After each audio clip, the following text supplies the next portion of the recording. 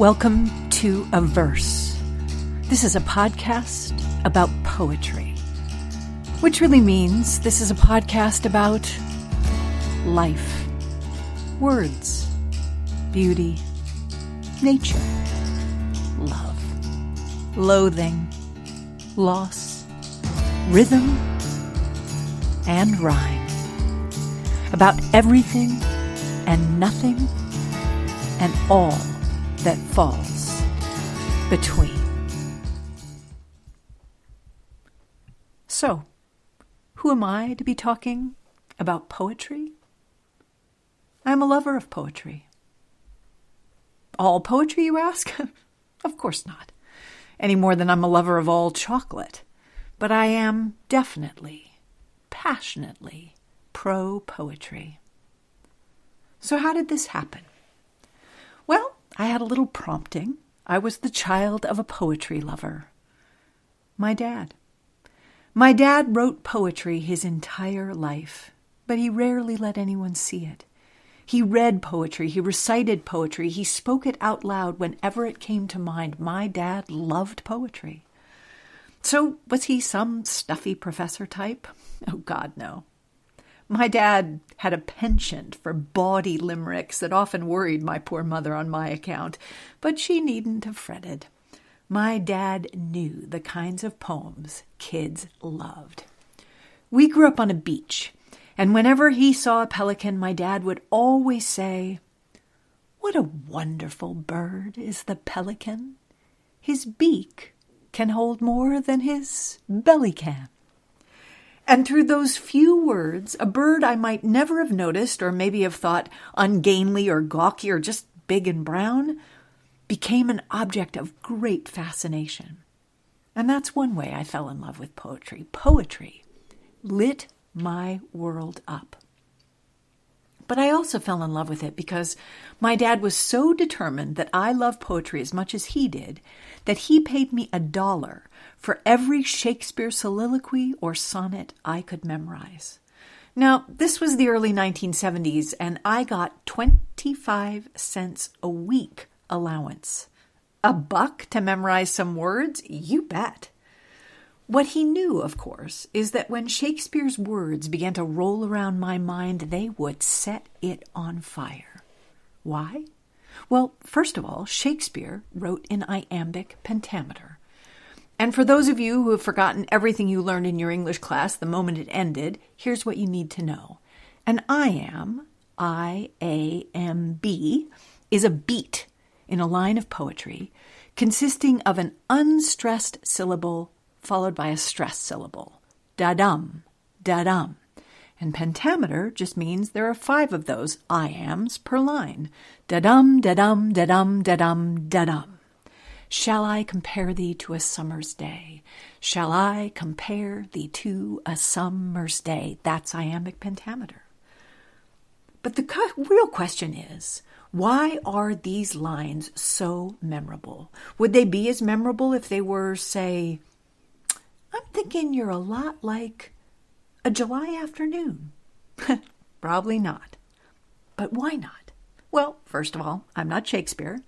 But second of all, iambs are rhythms encoded inside each and every one of us. Iambs mimic the beating of our hearts. Iambs are the beating of our hearts, quite literally. Ba-bum, ba-bum, ba-bum, ba-bum. So when something is written in iambs, we feel it more deeply. It falls into this deep groove inside ourselves, such a deep groove that most songs and poems and catchphrases use iambs, maybe without even knowing it. She loves you. Yeah, yeah, yeah. She loves you. Yeah, yeah, yeah. Or somewhere over the rainbow, way up high, birds fly over the rainbow. Why, then, oh, why can't I? Iambs. Dom Perignon, you brought it. No crowds of friends applauded. Your hometown skeptics called it. Yep. Even Taylor Swift's most recent hit, Champagne Problems, uses it. In each of these songs, the da-dum rhythm that matches the beating of our hearts helps hook us into the groove of the lyrics and remember them. So as a little girl, what I fell in love with about these Shakespeare sonnets and soliloquies, yes, had a lot to do with Shakespeare's beautiful use of words and metaphor and humor and so much more, but they stuck with me. They walked with me. They rolled around in my mind because of their rhythm. Shakespeare wrote one of my favorite descriptions of the power of love. Love is not love which alters when it alteration finds, or bends with the remover to remove. Oh no, it is an ever-fixed mark that looks on tempests and is never shaken. If you stop loving someone just because they stop loving you, was that ever really love? Now there's a question to think about for the rest of our lives. And you see, that's what poetry does. It sticks, and then it surfaces when we need it. Love reminds me, poetry reminds me, Shakespeare reminds me that it is not love which alters when it alteration finds, or bends with the remover to remove. So it's my love of poetry that is prompting this podcast. But why now? Because throughout my life, whenever I've needed it, poetry has been there for me. But also because I know that much as I may love poetry, equally as many people loathe it, which is why I decided to call this little podcast A Verse. I may not be Shakespeare, but who doesn't love a little play on words? A verse means having a strong dislike of or opposition to something. And of course, another word for poetry is a verse. As for the right now part, I think we all need to find more and more ways to bridge the gaps of the things that seem to divide us. But sometimes those gaps seem too huge or too important, too consequential. Yet the arts have always found a way to bridge those huge divides, just as poetry has often helped me leap across the massive chasm that has often existed between my head and my heart. I need poetry right now more than ever, and I also need something to share that I hope will bring people together. So, welcome to A Verse, all ye poetry lovers, loathers, and everyone in between. But let me make one thing perfectly clear. I'm not doing this podcast to convince anyone they should love poetry, or love me for that matter. I'm doing this podcast because I love poetry, and I want to share something I love with others. Poetry brings me joy. And so maybe something that I can share that brings me joy will bring someone else joy. But if it doesn't, maybe it will encourage someone else to find something that does bring them joy, because ultimately, that's what poetry is all about. Eliciting some kind of response in each of us that overrides our judgmental minds and lands someplace a little deeper in our hearts and souls and psyches. Which is why this very first A Verse podcast is going to take a deep dive into a poem by Marianne Moore, a poem called, appropriately I think, Poetry. But first, let me tell you a little bit about Marianne Moore, courtesy of the Poetry Foundation, which, if you don't know about it, is a fantastic online poetry resource.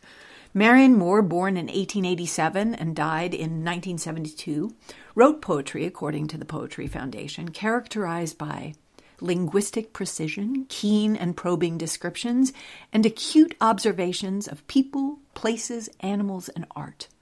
Her poems often reflect her preoccupation with the relationships between the common and the uncommon, advocate discipline in both art and life, and espouse restraint, modesty, and humor. She frequently uses animals as a central image to emphasize themes of independence, honesty, and the integration of art and nature. So, here's her poem called Poetry. I too dislike it. There are things that are important beyond all this fiddle.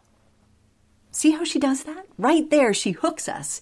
We get that she's not some poetry snob trying to convince anyone of the merits of poetry. She's just a person with an opinion. And one of the ways she hooks us is by using words we might not expect to be in fussy poetry, words like fiddle. So she starts a poem about poetry with this line, "I, too, dislike it.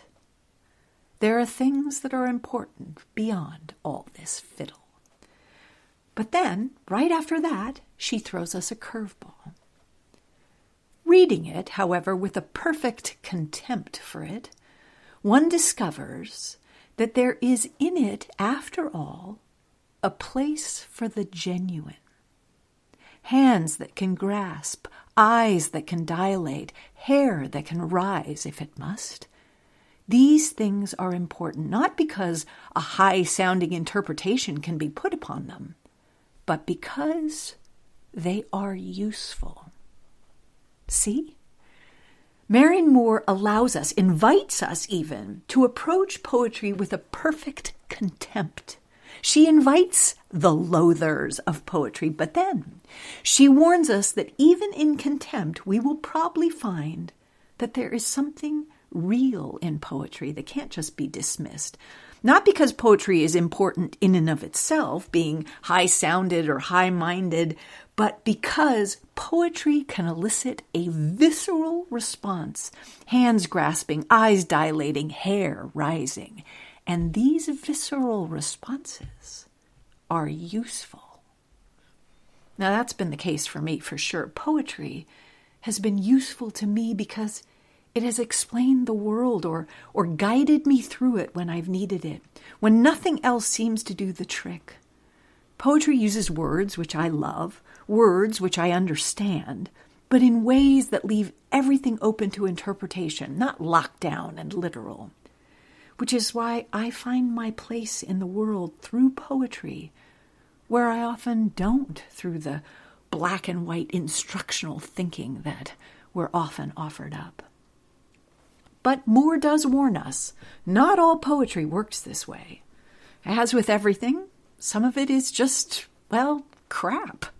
Too lofty on the one hand or derivative on the other to be actually useful. She writes, "When they become so derivative as to become unintelligible, the same thing may be said for all of us, that we do not admire what we cannot understand. The bat holding on upside down or in quest of something to eat, elephants pushing, a wild horse taking a roll, a tireless wolf under a tree, the immovable critic twinkling his skin like a horse that feels a flea, the baseball fan, the statistician, case after case could be cited, did one wish it." This to me is the heart and soul of this poem because Moore acknowledges right out in the open what so many people say about poetry. I don't understand poetry. I don't get it.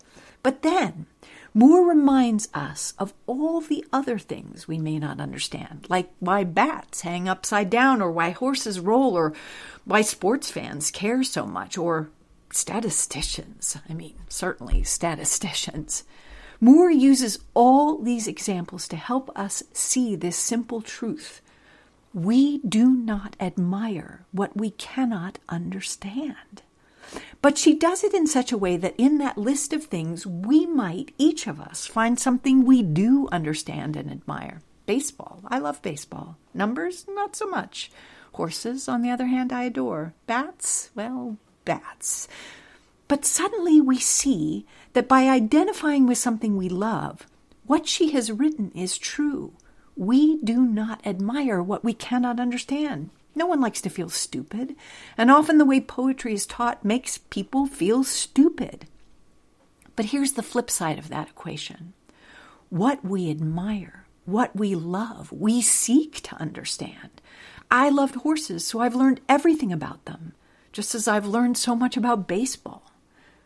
And so that's why I picked this poem as the kickoff poem in a verse, because if we can all learn to understand poetry, and might I add one another, just a little bit more, I truly believe we can all learn to admire and love poetry and one another just a little bit more. Moore actually calls out those students who just lump poetry in the crap you have to learn in school. Nor is it valid, she says, to discriminate against business documents and school books. All these phenomena are important. But then, to keep things balanced, she throws the poets themselves under the bus. One must make a distinction, however. When dragged into prominence by half-poets, the result is not poetry. Nor till the autocrats among us can be literalists of the imagination, above insolence and triviality, and can present for inspection imaginary gardens with real toads in them, shall we have it. In other words, writing poetry is not as easy as it looks. Only when we can create imaginary gardens with real toads in them do we have poetry. And isn't that what all our favorite creators do in movies and songs and books and poems? So yes, Moore says, hold poetry to the same high standards you hold every creative art you admire and love. In the meantime, she ends with the kicker. In the meantime, if you demand, on the one hand, in defiance of their opinion, the raw material of poetry in all its rawness, and that which is, on the other hand, genuine, then you are interested in poetry. Demand of poetry, its rawness and its truth. Find in any poem you hear or read what rips beneath your rational mind to a place you know is genuine in you and your world. Hold poetry to your own high standards, because when you do, guess what? You will find that you are interested in poetry. And probably in a lot of other things. All the things that poetry expresses, which is to say pretty much everything in the whole wide world, because poetry does express everything. So listen a little more deeply now, if you will, to Poetry by Marianne Moore. I, too, dislike it. There are things that are important beyond all this fiddle. Reading it, however, with a perfect contempt for it, one discovers that there is in it, after all, a place for the genuine. Hands that can grasp, eyes that can dilate, hair that can rise if it must. These things are important not because a high-sounding interpretation can be put upon them, but because they are useful. When they become so derivative as to become unintelligible, the same thing may be said for all of us, that we do not admire what we cannot understand. The bat holding on upside down or in quest of something to eat, elephants pushing, a wild horse taking a roll, a tireless wolf under a tree, the immovable critic twinkling his skin like a horse that feels a flea, the baseball fan, the statistician, case after case could be cited, did one wish it. Nor is it valid to discriminate against business documents and school books. All these phenomena are important. One must make a distinction, however, when dragged into prominence by half-poets. The result is not poetry. Nor till the autocrats among us can become literalists of the imagination, above insolence and triviality, and can present for inspection imaginary gardens with real toads in them, shall we have it. The raw material of poetry in all its rawness, and that which is, on the other hand, genuine. Then you are interested in poetry. Are you maybe just a little more interested in poetry now? Just maybe? I hope so. Because these are the kinds of conversations I'm excited to share in A Verse, a podcast about poetry for lovers and loathers, the raw and the genuine, the rhythm and sometimes the rhyme, the love and the loathing, the truth of the make-believe and the make-believe of the truth. I'm excited to read some poetry with you together. So thanks for listening to a verse.